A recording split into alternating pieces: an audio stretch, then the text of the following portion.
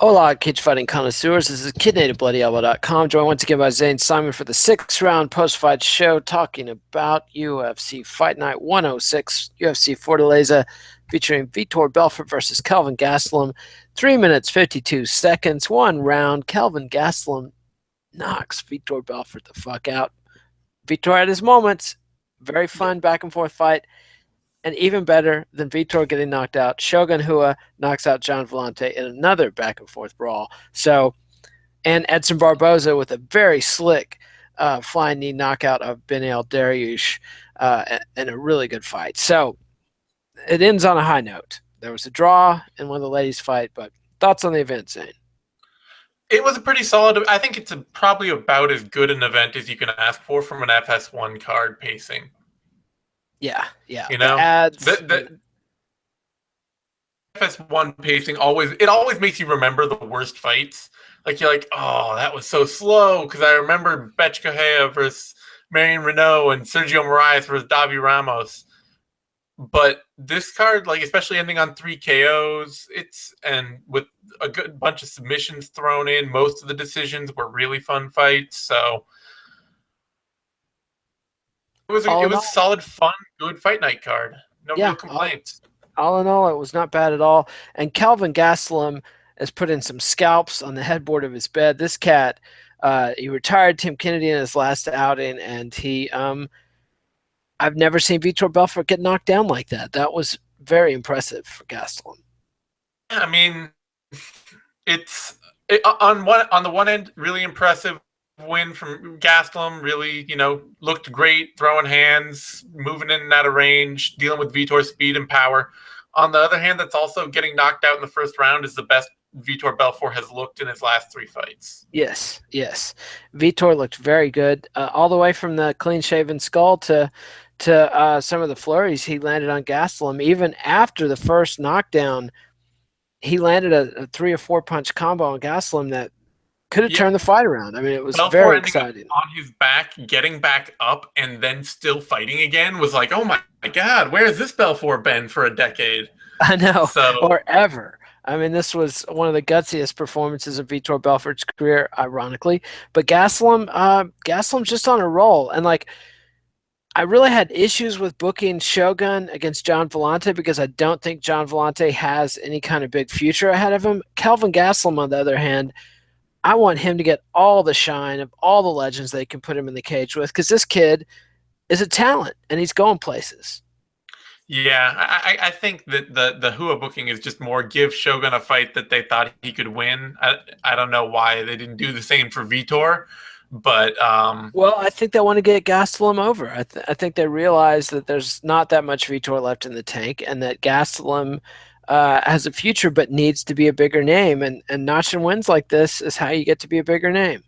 yeah, frankly, I mean, given how many people were still tuned in and like interested in this fight and in Vitor Belfort and seeing what could happen in this fight, I got to think that it might have actually been reasonably successful because I Yeah, think that Belfort is one of those dudes like he doesn't seem to have any major fans, but yet he's still one of the most popular fighters in the UFC today. you always want to know what Vitor's doing and what's happening with Belfort. I mean, the cat's just interesting. He's fun to watch Yeah, fight. He's frustrating as all hell if you're a true blue believer, but I don't know how many of those there are left. But nevertheless, there's a lot of us who will always tune in to see Vitor fight. I mean, we've known him for 20 years. He's still got the speed and power to beat anybody at any time, and you also know he can dig deep and fuck it up somehow. And you really can't blame him for this performance though, because it no, was mostly a matter of Gastelum being hot rather than Vitor being off. yeah, he's climbing to 40. I mean, the fact that he's still reasonably putting on similar performances that he has his whole career is really more of a testament to his stick-to-itiveness than anything else. At this point, you kind Yes. of have to admire the fact that for a guy who's, lost 14 fights in his career and gotten knocked out more than his share of times, it's never stopped getting back out in there and, going after people. Yeah, and right after the fight, he's immediately talking about the next fight he wants to be booked on. So Yeah. no Confidence in letdown. the cage is a problem for him. Confidence outside of the cage about getting back in the cage, not a problem at all. Never been a problem for him. So what's next for Gastelum? What do you think they should do with the? I mean, you gotta. I feel like, unfortunately, they've got kind of a backlog going at middleweight right now, so you really just have to keep him treading water. I mean, Musashi has a fight booked right now, I think, if I'm remembering correctly. Let me Yeah, check. I think he does. Gegard is set to fight Chris Weidman. So, I mean, there's a slot for Gastelum in the winner of Musashi Weidman, because both those dudes are still behind Jacare, and Jacare is behind Yoel Romero, and Yoel Romero is behind GSP. Yep. So if they have to stay busy, Gastelum's a guy to stay busy against. Trying to think, winner, same with, unfortunately too, same with the winner of Whitaker versus Souza. Like, these dudes are going to need fights, and if Gastelum's around and ready, Belfort was ranked what? Was he not as highly ranked as he used to be? He's still ranked number 8 in that division. So Yeah, I mean he's still floating around, not quite a contender, but he's there. there are a lot of top fighters at middleweight right now who are gonna need fights. Luke Rockhold is gonna be back in the mix here off his injury too. He wants Jacare. So between Whitaker and Weidman and Musashi and Rockhold and Jacare, one of those guys is going to want to fight, and Gastelum's going to be the dude there to do it. Yep, and I like his chances against most of those guys, except maybe Yoel Romero and Jacare. Yeah, Rockhold would be an interesting one too. Because he's so big. He's so big and he's so tangly on the ground. Like, he might really be able to make Gastelum pay for being small on the mat. Yeah, it's true. Rockhold's a very dangerous guy for Gastelum, I think. He's probably the worst matchup, except for Yoel Romero, who is just a monster. Yeah. But fight with somebody like Robert Whitaker would be really fun. I mean, these are two former welterweights who are making it work at middleweight by being fast and strong and built like a brick shithouse. Yeah. Whitaker and Gastelum, that would be a good fight. I would favor Gastelum heavily in that fight. Now, let's talk about Shogun versus Vellante. I mean, watching Shogun stroll in there with no knees and a spare tire around the waist and more 5 o'clock shadow than I'm used to seeing him wear into the ring. And I mean, he looked like a 1970s Burt Reynolds character. I mean, kind of popping a Coors. His head is slowly turning into that featureless, like, mush of the prize fighter, where it's just the nose and the lips and the ears and everything just all kind of blend together. Yep. But he got it done. He doesn't really have a chin anymore, but he's still got the reactions, and he's gotten a lot. He's doing the veteran thing of using the skill he's learned over the time to find his openings and stay safe with the game plan and stick to a smart fight. Yeah, and he definitely did all that. I mean, Vellante had his moments and hurt Shogun a couple of times, but Shogun was ripping him with overhand counter punches. And then, tellingly, I think, at the end, it was a very short right hand that got Vellante out. I mean, it was a beautiful shot. It was qualitatively much tighter than anything he'd landed up to that point in the fight. Yeah, it was that, but Shogun might as well have had Vellante's name written on his right hand all fight. It's true. I mean, yeah. And it wasn't quite – I thought Stan was overcalling how much Vellante was getting hit off his left hand. It seemed like every time Stan would say something like, every time Vellante throws his left hand, he gets countered with the right, then Vellante would, like, land 2 lefts without anything happening. But – it's true that it happened many times that Shogun countered hard with the right hand off Vellante's left. Yeah, I think the difference for Vellante was when he actually got creative off of his jab, when he would double it up, or when he'd throw a jab and a left hook behind the jab, or when he'd jab and step further into the pocket and really brawl it out with Shogun. He got the better of those exchanges a lot. But for a lot of the time, he was just pawing the jab and bringing it down to his waist and lifting his chin up every time he'd throw it. And it's just like, man. Yeah, you're just begging to get cracked. And Shogun could see that coming a mile away Yeah. and totally cracked him. So it was a nail biter for me as a Shogun Oh, yeah. fan. But it's a reminder he's only 35. He's considerably younger than Vitor Belfort. And but it's just that the miles have been so hard, particularly with the knee surgeries, and has had some rough knockouts himself. So I don't know. What's the future for Shogun Hua? I mean, off a 3 fight win streak at light heavyweight, ranked as high as he is, it's got to be somebody like Jimmy Manoa, Man, you know? yeah, yeah. And what do you think of Shogun's chances in that fight?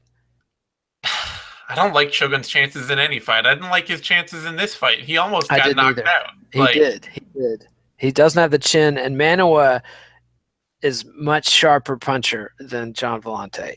Yeah, I mean, it's just one of those things where you're playing odds, and Shogun getting wins is awesome, and I love to see it. But this is his first definitive win since knocking out James Tahuna, and he's gotten hurt in every single fight since that Tahuna. Yep, yep. And Manoa, though, as much as he's a bigger offensive threat, I think he's an easier out than Vellante. No, You don't no, think so? I don't no. know. Vellante is just so riddled with problems in his game. He's never been able to show any kind of structure or.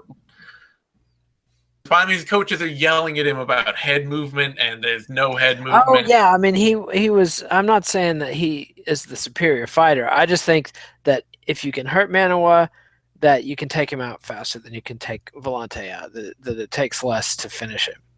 Maybe I'm trying to. Jimmy Manoa. I mean, what are his KO? His only KO loss I can think of is his one to Anthony Johnson, and even that it took Okay, Johnson. that's you're that's a key flaw in my theory there because Rumble does create this optical illusion of people being really feeble and Yeah. breaking like. Gustafson was his other TKO, and both of those took 2 rounds, and Gus landed a big knee and stuff. I mean, Mano was a very one-note striker, so he can be a little predictable from really good, creative, or powerful guys, but I don't think that Manoa's got durability issues. I mean, No. Gus and Johnson are both hard punchers, so You've made me look stupid and foolish long enough. Let's move on to the Edson Barboza Benel Dariush fight. Barboza caps off the Brazilian big fight trifecta at the end of the card with a sweet flying knee KO of Dariush, who had been fighting a really smart, tough fight up to that point. He hadn't overwhelmed Barboza the way the book is on Barboza, but he had pressured Barboza and had taken him out of his game for long stretches. But man, Barboza doesn't need many chances to knock you the fuck out. Yeah, I mean, it's just I think what it really is that Barboza, like, he is getting better and better at fixing the holes. I thought that Dariush really played the perfect strategy there, and that's what a lot of people were saying too, is that, like, the big thing he was doing that was really good for him in that fight was that every time Barboza tried to scare him off, because Barboza really doesn't like being pressured, and he knows that, and his response to it is to try to out-brawl you in the pocket and make you go, whoa, I don't want to, this guy is throwing heat in here, I need to get out of his face. And Dariush just walked through it and threw his own shots back, and he was able to catch Barboza getting lazy as Barboza would circle away and try to escape. He'd put his hands down as he backed way out, thinking, okay, I've got out of the pocket, I'm safe now. And Dariush would catch him with a big looping shot around that and stuck him a few times with that and marched him down, looked good. The thing is that he was fighting at such a high rate that the moment he lost an additional step, it was just suddenly Barboza's speed was a huge factor. It really was. It really was. What the jab that he landed and then ducked down to presumably go for a takedown. It was pretty aggressive and it was pretty sharp, but it was just a half step slower than he'd been early on in the fight, and Barboza saw that takedown coming and launched a flying knee that Yeah. just boom, lightning bolt out of nowhere. And that was second round, 3 minutes 35 seconds. I neglected to get the time. Shogun beat John Vellante. Third round, 59 seconds. So yeah, I mean Barboza, lightweight, killer. Where does he go from here? Kind of like what we were talking about with middleweight, lightweight division's got a backlog. Yeah, It, and with Floyd Mayweather talking about coming out of retirement expressly to fight Conor McGregor in June, yeah, the division isn't going anywhere. yeah. So for Barboza, it depends on it happens with Ferguson Khabib. I mean, that fight may just be not a fight that gets made anymore Yep, because it which seems is like, frustrating and yeah, disappointing, and Ferguson caused the first cancellation with sickness, and Khabib botches a weight cut and cancels the second one. It seems like Khabib people are coming down much harder on Khabib than they did on Ferguson, and understandably so. yeah. Well, Khabib doesn't fight as nearly as often. Ferguson's usually right there, but the problem is that Ferguson really was like, if you want me to fight Khabib, you need to pay me a lot of money.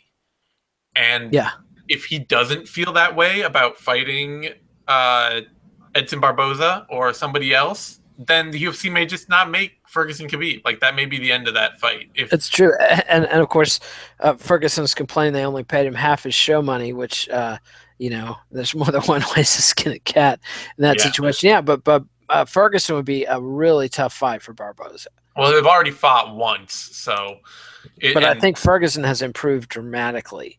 he has. So, and that's the other thing is that So if it's not something like that, I don't know. I mean, Chiesa's out there coming back, and I think Barboza would eat his lunch. I think he might too. There are not a lot of guys at the top right now that Barboza has not already fought. Poirier facing the winner, or facing Eddie Alvarez rather. If Poirier beats Eddie Alvarez, that would be a good fight for Barboza, That would be a very especially interesting fight. because I think you're pointing out something. If Dariush had won this fight, he would have a lot more options than yeah, Barboza. he would. Barboza's been now his climb to the top has been through and against all the best top lightweights, and it's really left him having faced most people. Yeah, and lost most of the key fights. Yeah, or at least enough of them to make it that people might not be willing to fight him again. They'd just be like, I don't need that fight. This isn't, Yep. Tony Yep. Ferguson might just be like, I don't need to fight this dude again. I already beat him. Yep. Yeah, Poirier, that would be a good one if he beats Alvarez, especially because Alvarez and Barboza are teammates. Otherwise, he might have to look for somebody. He might have to just take a big step back and take a look at somebody like Evan Dunham or Trinaldo off this bit. No, Trinaldo just lost to Kevin Lee. Yep. So he could fight Kevin Lee. Yeah, but he could fight Kevin Lee. I don't know that he would want to fight Kevin Lee. yeah, I don't see him wanting that fight either. The top of this division is just kind of a mess. If Iaquinta beats Diego Sanchez, that might be a fight. Yeah, I don't know. Iaquinta has been out for so long. Who knows how that'll go? Yeah. But let's talk about the flyweight fight. Ray Borg beat Adjusier from Mega, unanimous decision, 29-28 on all three cards. Not the most scintillating bout. Really, I love this fight. I mean, it was all right, but it was really technical, really nuanced, and there wasn't a dramatic conclusion, and there weren't any big swings. I thought there were a lot of swings. I mean, I there thought were swings, but there weren't. Yeah, nobody got close. It was a nuanced thing. Yeah, I love this fight. I mean, I thought it was it was the two BJJ grapplers kickboxing bout that Ramos versus Moraes was not. Like, no. Both had a lot of technique in their game. They traded a lot of shots. They both got hit hard. They both landed a lot. They were both busy. And then the third round, it got to a grappling battle, and it was a pretty fun grappling battle. I mean, there were a couple of crazy scrambles in there where guys were reversing position over and over. So I liked the fight. And it was a big win for Borg to win that way. Yeah, it's a good win, too, for the UFC because Formiga has, at this point, decidedly, he's a very, very good flyweight, but he's really hit the I cannot beat top contenders thing, Yeah, where he's lost to Cejudo, he's lost to Benavidez, he's lost to Dodson.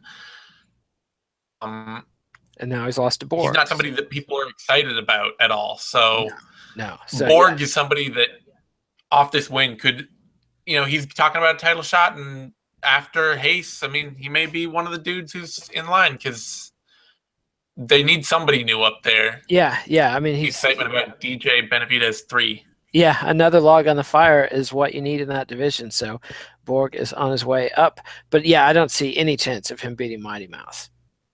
No, that's still a mile away. The only thing for him is that he's insanely fast. Yeah. Like, he looked a full step faster than De Silva for the first couple rounds of this fight, and But De Silva's not the most fast flyweight. I mean, he's not the fast. strongest. I think he's No. still pretty fast. But he's still not But the I don't know. fastest. I mean, But it's a fight. Borg might be an interesting challenge for DJ at the very least. I mean, having seen DJ struggle so much with Tim Elliott, yeah, seeing him against another like super aggressive, hyper control grappler, scrambling grappler would be interesting at least. it would be. But I still think Mighty Mouse takes that 9 out of 10 times. Then you had women's bantamweight. Betch Correia and Marion Renault go to a majority draw. Totally crazy making for me because Correia, won the first 2 rounds. This presumably, I haven't seen the cards in detail, but presumably this is how they came to the conclusion that 2 10-9 rounds, and then Renault totally dominated the third and gets a 10-8 round, so it's a tie. But to me, this exposes a fundamental flaw with the scoring system because it does not.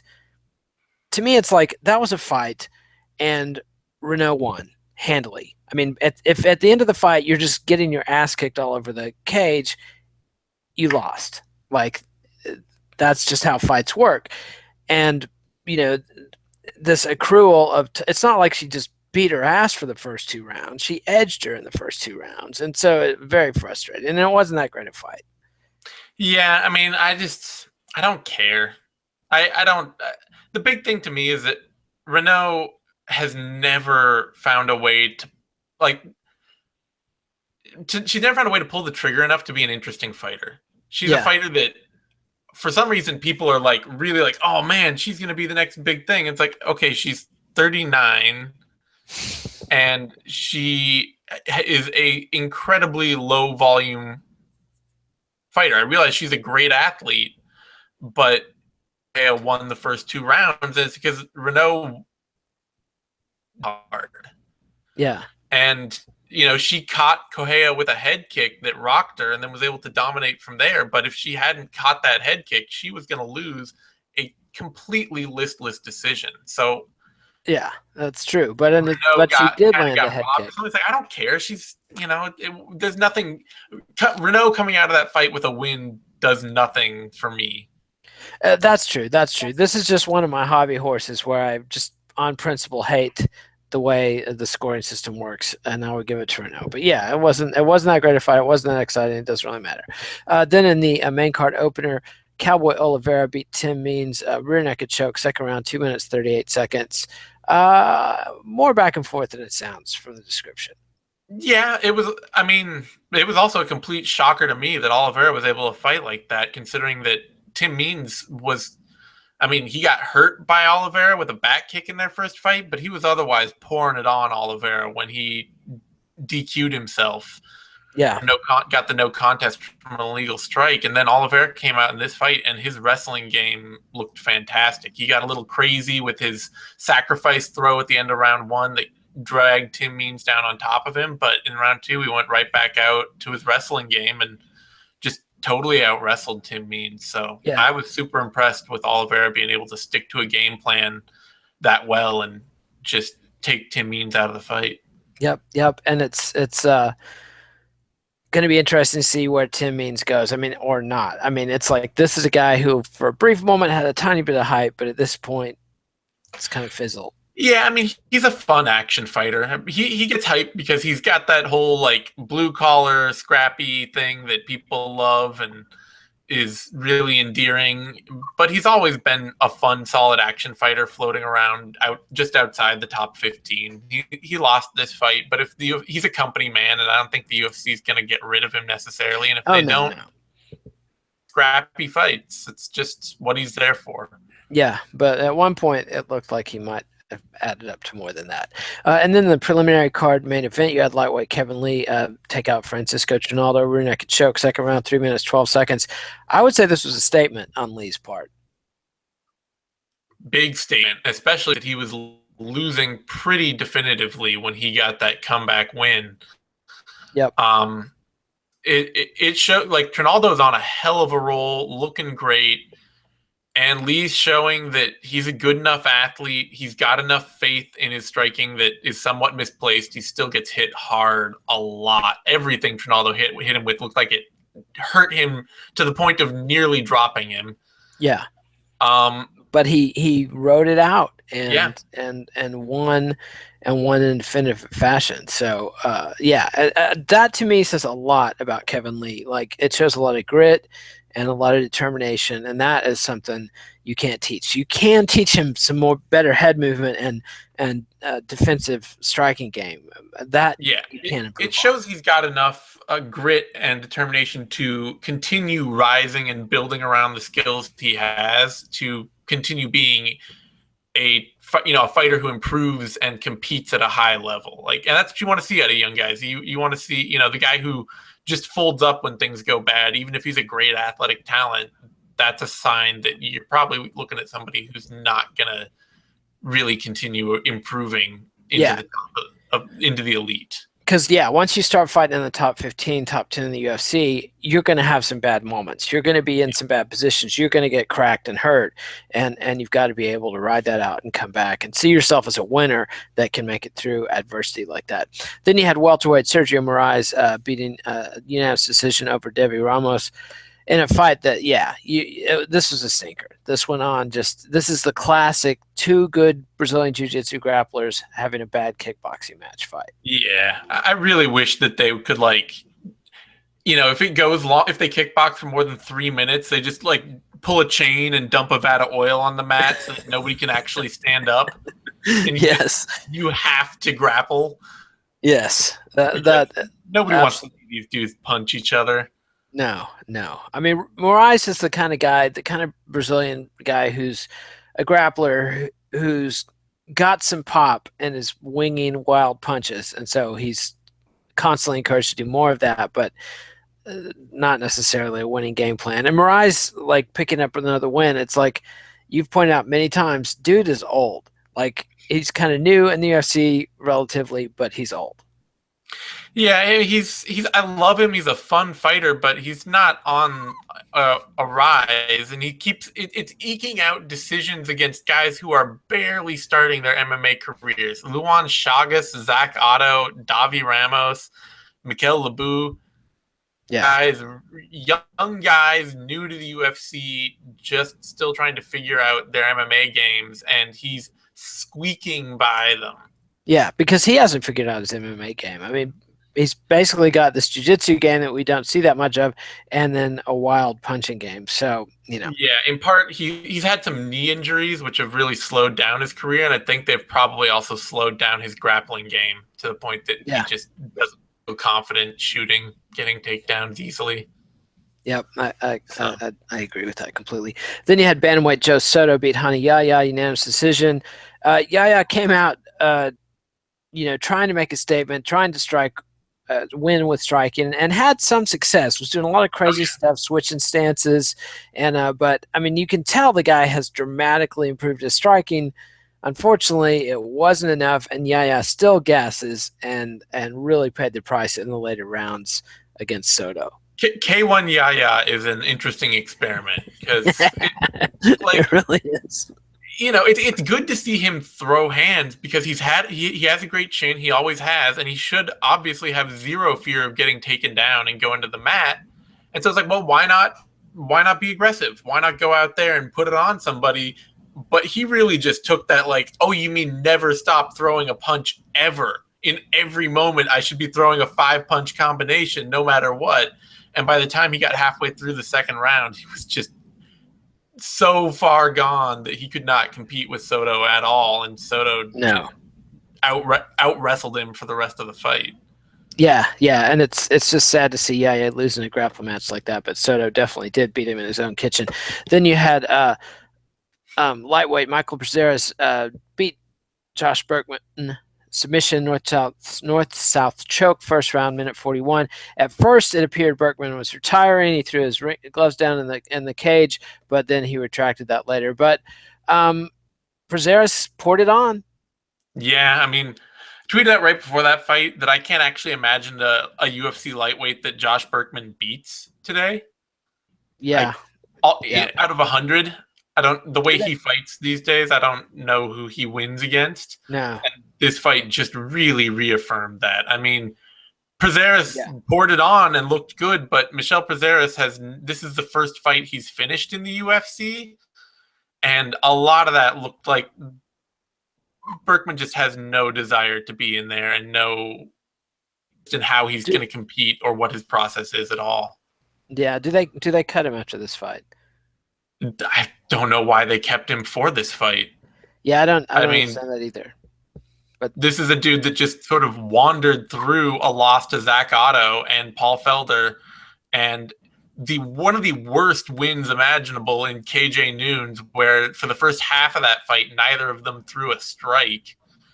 Yes, that was dire. Yeah, it's weird how Berkman has faded in his later years. I mean, for a guy who at one point competed as a welterweight, as your sort of classic powerful wrestle boxer, and now doesn't seem to have the power anymore and hasn't built on his skill sets.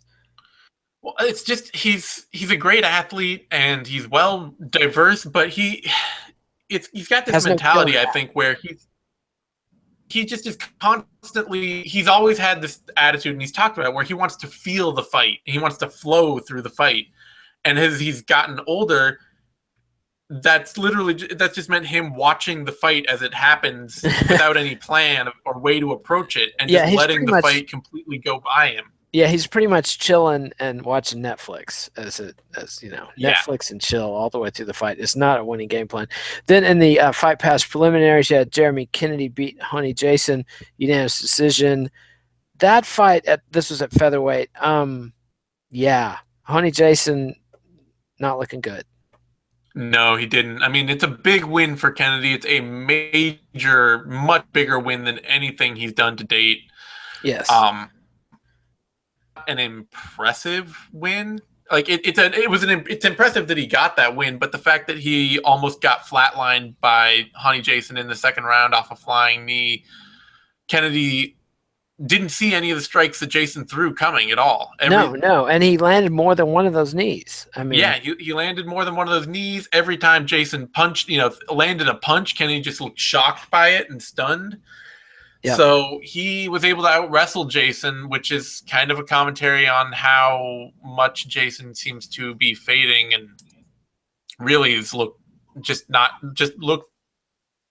underprepared. I mean, apparently he's a dude that's just a gym rat who has never had the athleticism, is the rumors going around, but it looks like he's really lost a surprising step for a dude who's only 32 and really should still be about in his prime right now. Yeah, but nonetheless, big win for Kennedy, and we'll see what he manages to do with that. Then in the opener, middleweight, Paulo Henrique Costa beat Gareth McClellan, TKO, first round, minute 17. Impressive UFC debut. I mean, McClellan's not the most impressive opposition, but Paulo just poured it on and put him away. Yeah, I mean, it's the kind of debut you want to have against anyone in the UFC. I mean, McClellan isn't the most impressive dude out there, but he's known for being tough and being well-rounded and, making guys work for wins, and Costa just went out there and breezed through him. Yeah. I mean, gave a shout-out to Brazil's version of Donald Trump telling everyone to vote for him, so that was his interesting follow-up. But awesome. Yes. It was in Portuguese, so it probably won't mean anything to English-speaking fans. And he's got a serious Eric Silva vibe, and it's just about whether or not that becomes a big star that Eric Silva could never attain, or becomes the next Eric Silva, where he's a really fantastic offensive fighter, and you're like really hyped, and he looks great, and he does all these amazing things. He falls apart in fights. I don't know. He's got the beach muscles. He's got some bad defensive habits, but he kickboxes really, really well. That he does. It's very harsh to curse a young fighter with the curse of Eric Silva, but it might be apt. He's got a serious Alistair Overeem vibe, is what it really is. Yep. It could be. So, well, good-looking powerhouse. Yep. So, to recap, you had three great fights at the top of the card. Kelvin Gastelum knocked out Vitor Belfort in the first round. Shogun Rua took 3 rounds to beat John Vellante. And Edson Barbosa caught Beneil Dariush with a beautiful flying knee in the second round. So, all in all, very fun fight. Vitor Belfort was in it, looking good. Hurt Kelvin Gastelum several times, but Gastelum really just trucked him. I mean, my God, I've seen Belfort go down in all kinds of ways. I've never seen him go down in the way Gastelum planted him twice. Yeah, well, I mean that when he got knocked out, like usually when Vitor Belfort loses lately, even if he gets knocked out, he gives up before he gets knocked out. Yep. So you're just watching him get pummeled it slowly into unconsciousness. Yes. Other than him KO'd by Anderson Silva, this is one of the few times where he's been less pummeled and just flatlined. Yeah, he just got dropped, and it happened twice. The second time, Gastelum was able to fall up on the ground, and McCarthy stopped it. Then you had Shogun Rua go through some adversity, looked like hell, really. I mean, just the way he looked, his gut, his face, everything else, but and didn't look like a shining star in the cage, but showed a lot of grit, a lot of skill, some good game planning, some high fight IQ, knocked out John Vellante, who really just has no business being in the cage with Shogun Rua. You got to respect Shogun's legacy more than that, I think. Either that or they had more faith in Shogun's abilities than I do at this point. And then Edson Barbosa derailed up-and-comer Beneil Dariush and with just a beautiful flying knee and a tough performance. So, follow us on Twitter at KidNate, at TheZaneSimon. Read us at BloodyElbow.com. Subscribe to MMANation.com on YouTube. Subscribe to MMA Nation on iTunes. Get the audio without the ugly. Eugene will be here tomorrow night with Knuckle Up. What's the next event? Do we have a week off? Next up is the UFC London card with Manua versus Anderson. Yes, and that's a daytime card, and that will be on March 18th. So, and on Fight Pass. Yeah, so on Fight Pass. No horrible commercial march. Yeah, it should be a quick one. It'll be in the afternoon as well. So we'll have all the fixings for that MMA vivisection, care don't care preview, etc., etc. So adios, MMA aficionados. Thanks much, Saint Simon.